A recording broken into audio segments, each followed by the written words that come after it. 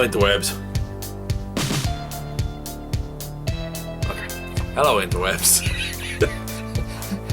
What? You never know who's listening. I'm Sebastian Piccioni. This is F3G2. If you're watching this, you already know this. Because I doubt this is getting leaps and bounds of new... Ooh, what's this? I'll just watch this guy talk about comics for no reason. Hey, all it takes is one mistake. Wrong click. He could be anybody. We don't know. Maybe he's...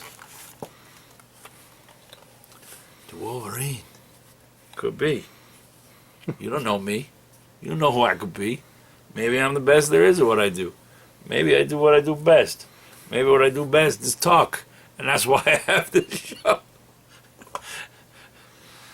Oh, it's battle damaged. Oh, look, now I can look like in the comics. They always have a little bit of hair coming through the ribs. And I'm like, you know, they're like, grr. Bub. Old Man Logan. They think is in here. Teen Titans number 16 is a comic book trying desperately to pick up the pieces. This book should be great. That's my review. This book should be great. It's not. It's not, but it should be. All the pieces are there. The ingredients are right. Jumbled mess. Every now and then there's an extra ingredient that nobody needs. Like, Doomed. No, nobody needs it.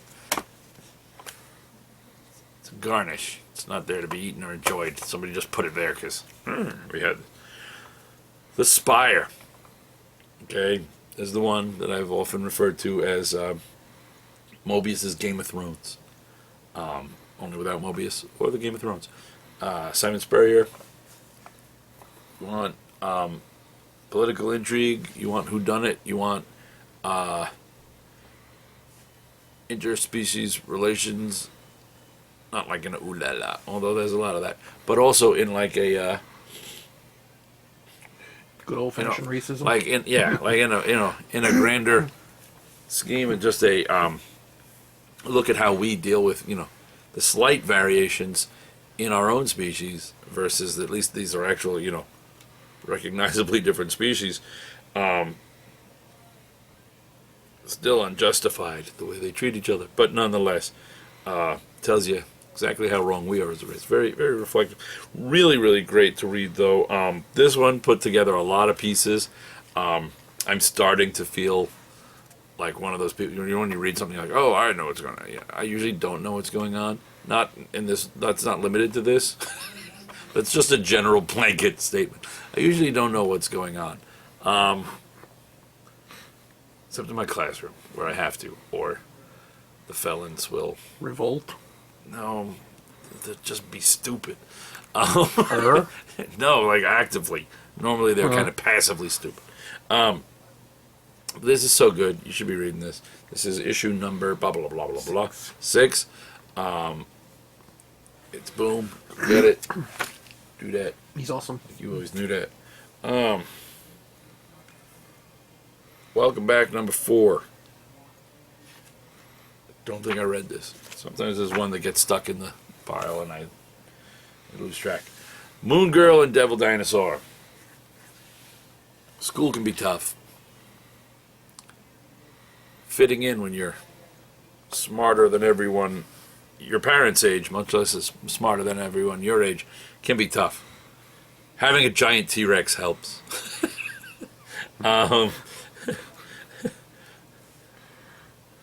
This is fun. I like the Moon Girl and the Devil Dinosaur. The end, the incredibly awesome Hulk shows up. In his book, he's capturing monsters. That's what he does. So naturally, a giant red T-Rex, he shows up and he's going to take that down. JLA, number 7. Row, row, row your God gently down the time stream. Merrily, merrily, merrily, merrily. He got an ego in between a couple thousand years and went crazy. That was exceedingly clumsy even for you. I thought it was beautiful. I thought it was the epitome of grace. This is the Brian Hitch. This is why I read this book. I don't care about anything else. Brian Hitch writes this. Brian Hitch draws this. Makes me happy. Rao is real, but his message has gotten lost, even to himself. But you've got Hal Jordan in the past with young Rao, an idealist with a vision, and everybody else on Earth now with current Rao, who's a megalomaniac, parasitical, false deity. Awesome. And even young Rao's like, that's what I become? And old Rao's like, that's what I used to be? I don't know if I need you anymore. So, you can't go home again. Bloodshot Reborn. Weirdest thing. It alternates between, there's a little bit of flashbacking to now, and a lot of this takes place, I want to say like 30 years from now, where apparently some apocalypse that could have been avoided hasn't been, and now it's basically, Bloodshot is Mad Max. He is, and the War Boys call themselves the Shadow Men, and they trash like Shadow Man and desecrate his name while Bloodshot drives a giant truck through all of them trying to get supplies and things to his people. I approve of this. What's even better is that Bloodshot can turn on and off the nanites, so when he's at home when old Bloodshot is at home with his beloved Magic, this is what he looks like. And then when he goes out to do his thing, he unburies the stuff and pulls the truck out of out of where he hides it, and then kicks the nanites in, and you can see him start, the eyes get red, the skin gets pale. I don't know where the beard goes. Just sucks that baby back in, but boom, he's Bloodshot. So it's Bloodshot as Mad Max. I'm in with this. I highly approve of it. Superman finally takes his kryptonite bath. Don't see that ending well. But it's because he's gonna get his powers back from it. Because I don't know why. I'll admit, I've been skimming the Supermans a lot. I really just want him to get back to being Superman, and then after that, I guess he's gonna try and form an army of Superman. I don't know.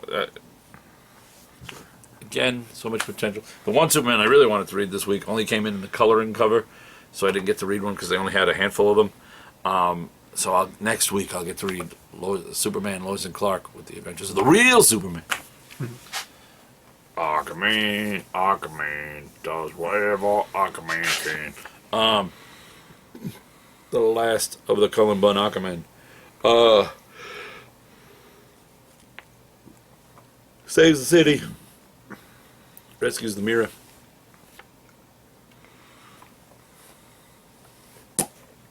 I'm not really Wolverine. I don't know if you knew. Shocking. It's a big reveal. So apparently, he was semi-chased off this book. Cullen Bunn was. I liked it, which we know is no surprise because Cullen Bunn. Cullen Bunn could write, A phone book and you'd read it? Yeah, he could just write, like a description of a room on a napkin, and I'd buy that shit.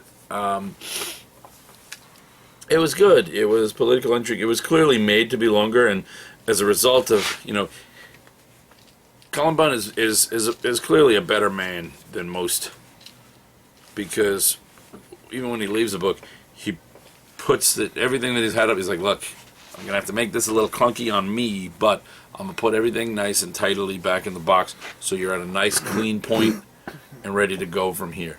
And he did, and next will be Dan Abnett, who I'm sure won't. That ain't gonna be bad either. But I will miss where this could have gone. All New Inhumans #3 continues to be one of my favorite. I'm loving the Inhuman stuff. Who knew really that the Inhumans are such a underused property that was never really. They're never fully. They Never met their potential. You know, they'd be great guest stars, and every now and then they do like something with them, and they're just, you know. And then, Yeah, you know, but they've this whole idea, and really, whether or not you believe that it's all stemmed out of the, you know, well, Fox has the rights to the mutants, so let's fuck them, and we'll make the Inhumans as cool as the mutants used to be. Well, it's actually worth. These are so good. Ironically, right now, to take the sales the wind out of those sales, oh boom, here's old man Logan. The mutant books are also great. So you can be like, oh, I think they're doing it because they're like, you Fox, you got my X-Men, and I want the rights. But at the same time, the X books, and there's like 11 of them, are all pretty damn awesome. This is old man Logan coming to grips with the fact that he's in this reality. Jeff Lemire and Andrea Sorrentino. Andrea Sorrentino. Basically, it's a reunion of the team from iVampire. But Wolvie keeps dealing with the flashbacks to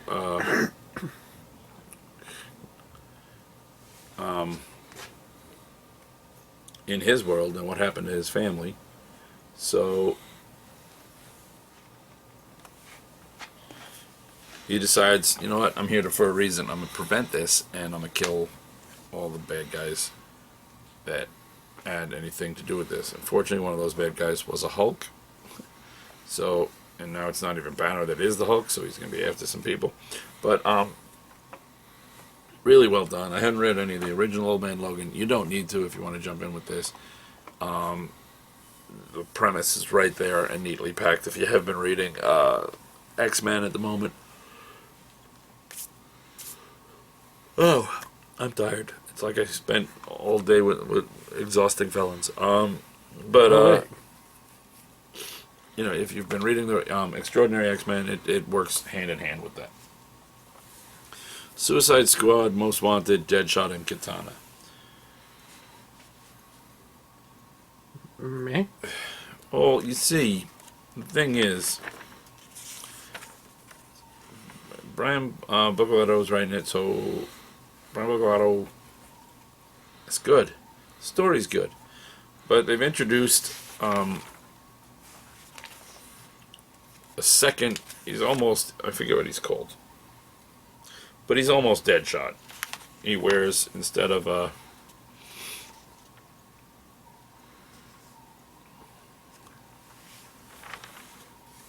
Deadshot's, you know, monocle, he's got like just like one eye thing that he wears, that just gives his whole face a circle, and he's like, you know, the second deadliest shot.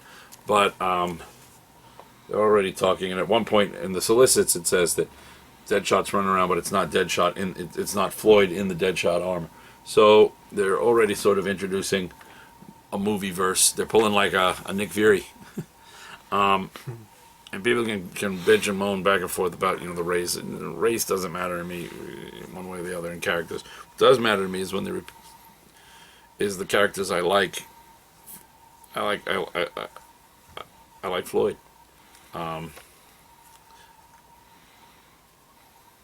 So it's good, but I've read too much on the internet is my problem. The internet will do you every time. So between reading the solicits and then reading people hypothesize what they fear is happening, I'm letting my fear of what could happen cloud my view of what is actually happening. So could still be great. I mean, like I said, it's Brian Buccoletto.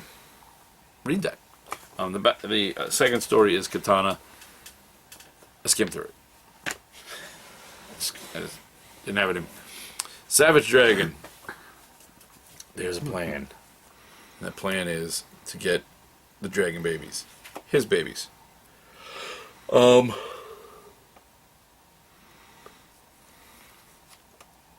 apparently, because of his healing factor, the babies have that healing factor, and from the moment of conception, they're viable. You can just take them out as a zygote, and it'll grow. It's just that strong.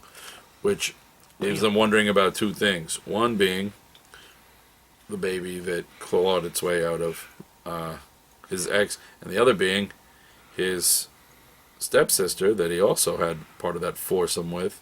They're all pregnant. She had an abortion, but apparently his babies can't be killed.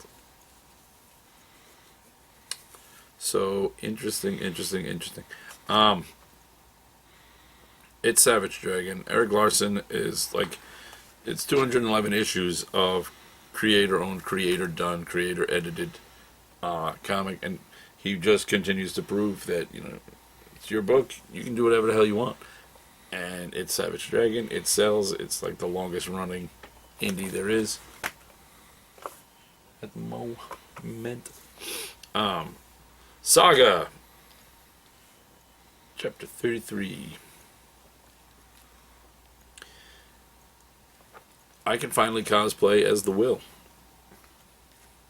He put on some weight.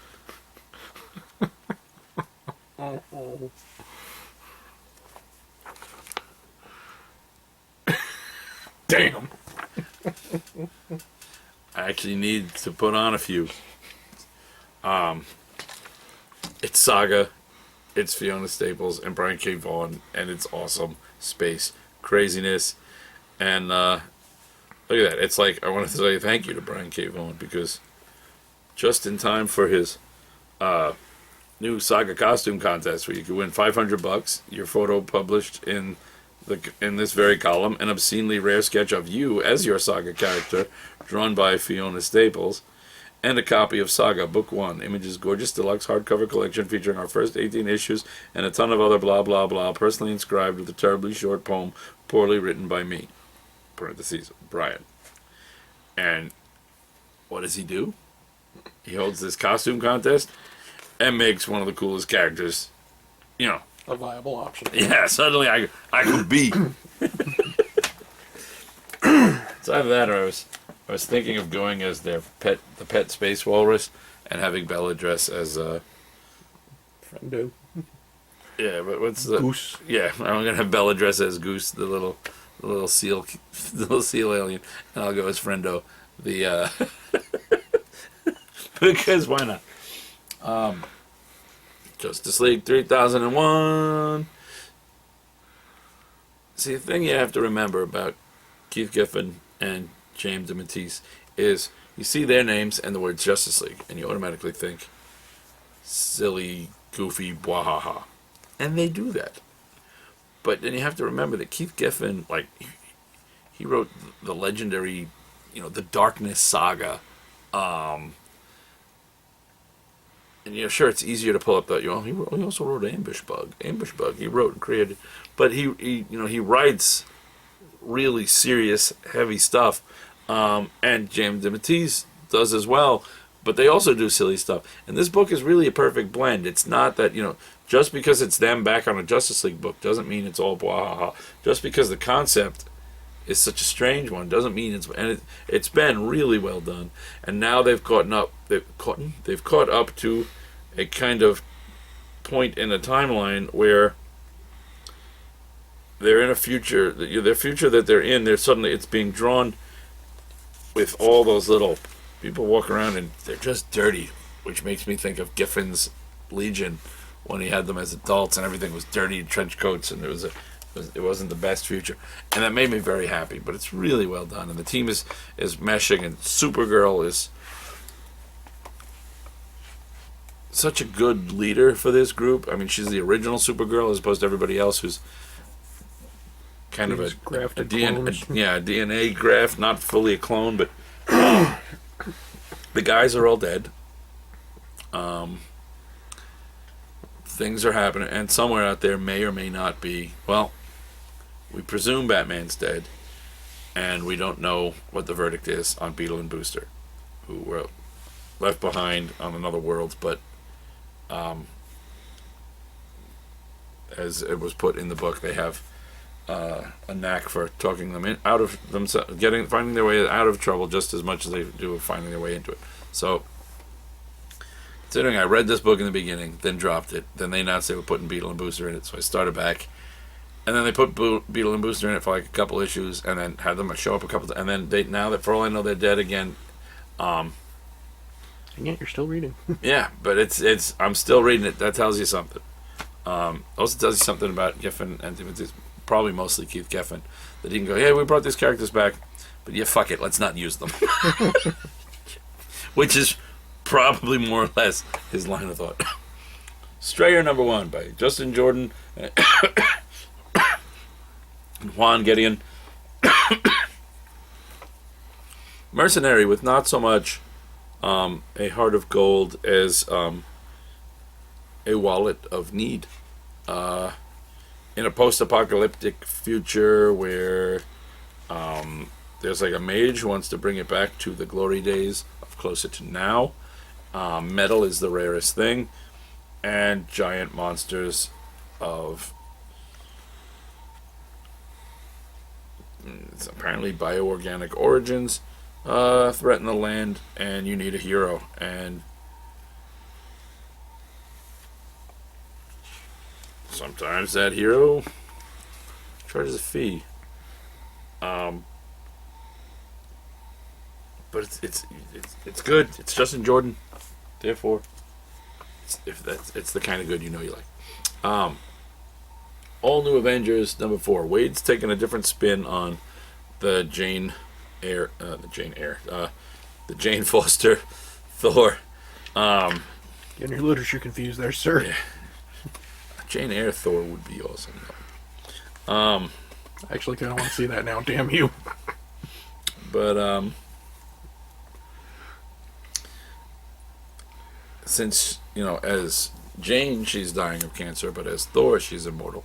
She's kind of got this joie de vie for the moments when she, because she knows that eventually her mortal half is going to die and she's going to be gone. But this gives her, she's kind of just embracing life and being a little nuts. It does involve the return of Jarvis. He's not so happy about his return, but hey, what are you going to do? You've got the kids versus who are they fighting? Blah blah blah blah. It's not Tempest. What the hell's his name? Is it Cyclone?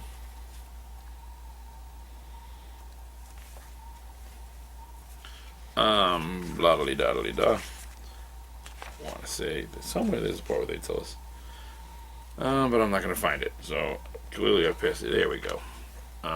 Yeah, Cyclone. So you get the kids having to work together to take down a bad. You've got the bigger guns dealing with their own issues, and all in all, it's a nice balance, a nice feel of old and new. And Jarvis kind of going, this is not the Avengers' heyday. Other people feel pretty much the same as they get rescued and go, why did we get rescued by like the, we're the real Avengers. Black Magic #4, Greg Rucka, Nicholas Scott. Gorgeous black and white with color hint for emphasis, a la Schindler's List. But it's supernatural crime drama, and it's just beautiful. It really, really is. Somebody should pick this up and make this a TV show, because I would watch the hell out of that. Hey, like I told you, Extraordinary X-Men. Look, it's old Man Logan. Nightcrawler's not doing well. I'd like to get the answer as to whether or not he gets his tail back. Jeff Lemire writing it, so things get dark and weird because that's like his speciality. Colossus finds a new purpose in the kids, as Storm puts it. You're really a protector. He feels like he's failed. He wasn't there to protect Nightcrawler.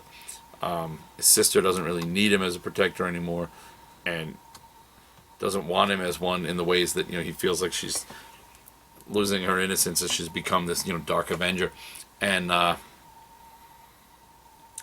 so Aurora puts him in charge of the kids, and he's like Professor Colossus, Professor Rasputin, and that really gives him a nice purpose. And it's meanwhile, she, on the opposite note, Old Man Logan may also have been given an assignment in more of an assassin's vein from Aurora. So That's what he do. Daredevil number 3. Things continue to suck for Matt while picking up for Daredevil. He gets to fight the Hand. Blind Spot continues to be a bit of an unknown. But yeah, Charles Soule, I was nervous because this goes like 180 from what Wade just did, and I love Wade, but I love Charles Soule, so I was like, torn between two writers, feeling like a fool. Grayson number 16. Fun, but starting to get Limp? not the word I'd use considering the secret identity. But I don't know. I really want to see where it goes because of the whole Court of Owls thing, but at the same time, I don't know. It's good, but I'm not always feeling it. I have to swap out and get the other cover. Ghostbusters International. Erland Winter, Scandinavian businessman,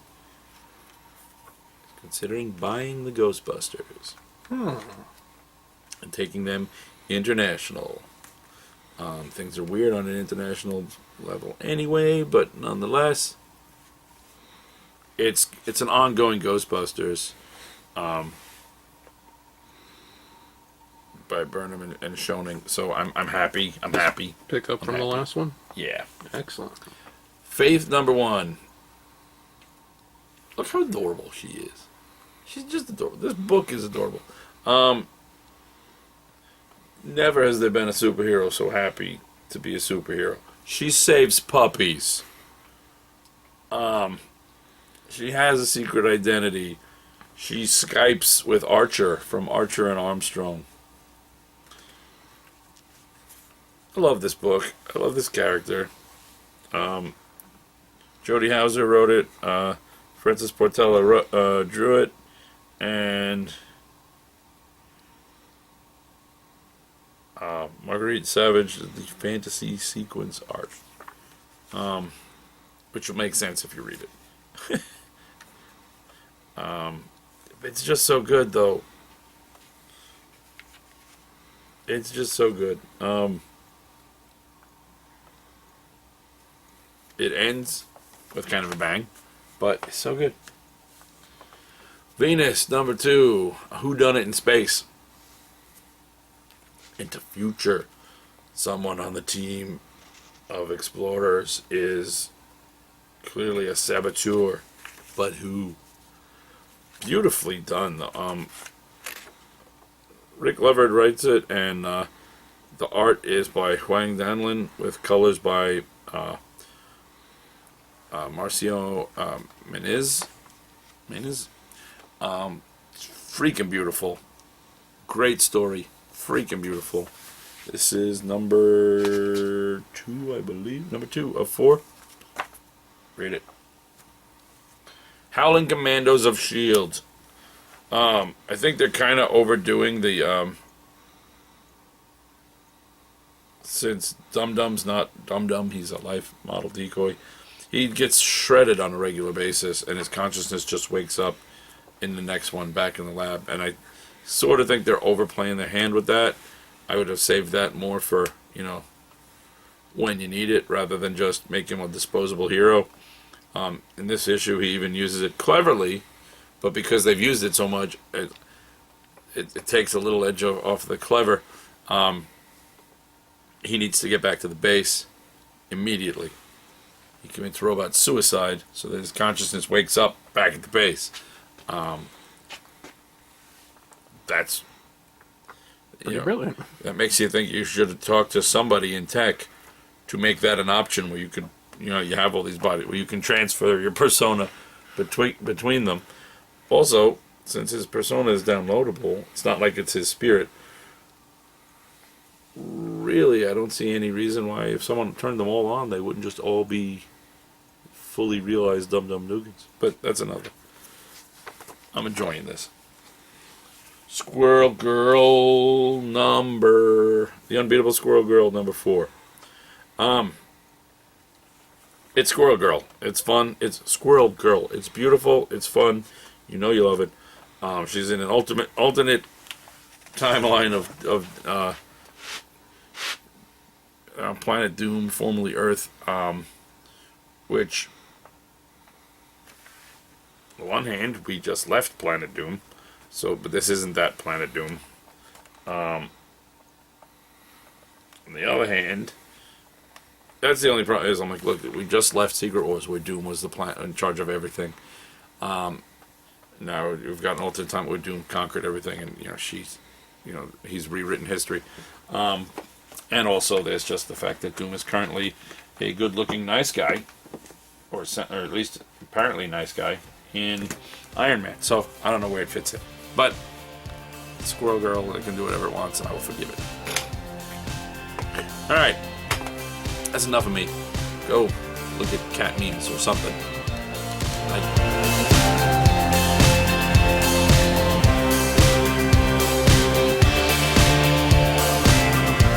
Thanks for watching another video from Gonna Geek. If you like geeky stuff, check out our podcast network, our news and articles, and our community forums. You can find it all at GonnaGeek.com, like us at Facebook.com/GonnaGeek, tweet us at GonnaGeek, subscribe to our YouTube channel at YouTube.com/GonnaGeek, and check out our live programming at GonnaGeek.com/live.